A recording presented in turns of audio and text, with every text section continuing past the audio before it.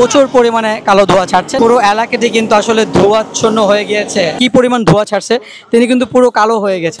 ভাইয়া যদি একটু বলতেন এই গাড়িটার কত পয়েন্ট ছিল? দর্শক আমরা দেখছি আসলে এয়ারপোর্ট পরিবহন লিমিটেডের যে একটি গাড়ি রয়েছে সেই গাড়িটি কিন্তু এই মুহূর্তে আসলে দাঁড়া করানো হয়েছে,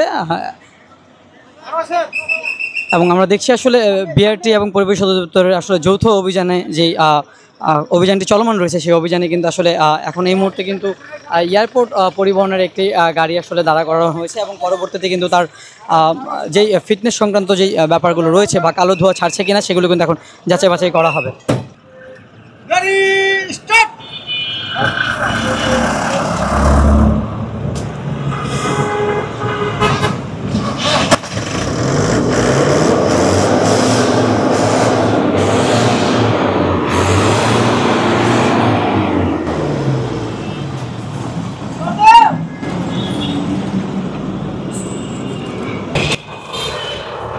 দর্শক এখন যে স্কেল মিটার রয়েছে সেই স্কেল মিটার দিয়ে কিন্তু আসলে চেক করছেন, এবং আপনারা দেখছেন আসলে গাড়িটির ফিটনেসগত ত্রুটি থাকার কারণে কিন্তু গাড়িটি এখন জরিমানা করা হবে।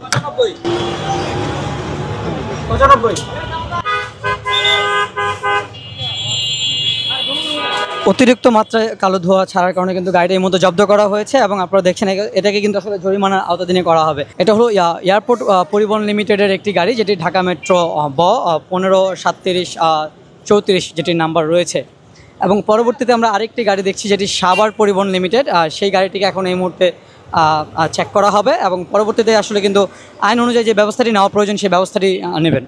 কালো ধোঁয়া ছাড়ছে কিনা সেটা আসলে পরীক্ষা করা হচ্ছে, এবং পরবর্তীতে কিন্তু আসলে যদি অতিরিক্ত ধোঁয়া ছেড়ে থাকে আসলে পরবর্তীতে কিন্তু আইন অনুযায়ী ব্যবস্থাটি নেওয়া প্রয়োজন সেই ব্যবস্থাটি নেবেন। এখানে যে ম্যাজিস্ট্রেট ভ্রাম্যমাণ ম্যাজিস্ট্রেট রয়েছেন তিনি। ভাইয়া যদি একটু বলতেন এই গাড়িটার কত পয়েন্ট ছিল? 99। জামাল ভাই খুব সুন্দর জামাইয়াদের করতে পারে।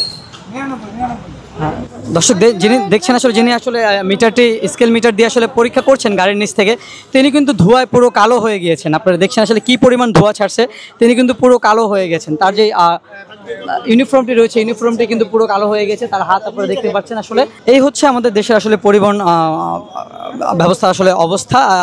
ফিটনেসবিহীন গাড়ি কিন্তু প্রতিনিয়তই গাড়ি রাস্তায় চলছে, আসলে প্রশাসনও তদারকি করছেন, কিন্তু তারপর আসলে এই দিন আসলে এই ফিটনেসবিহীন গাড়ি রাস্তা থেকে কবে অপসারণ হবে সেই দুশ্চিন্তায় রয়েছেন সাধারণ যে জনতা। দর্শক আপনারা দেখছেন আসলে ডিজিটাল স্কেল মিটার দিয়ে কিন্তু আসলে যেই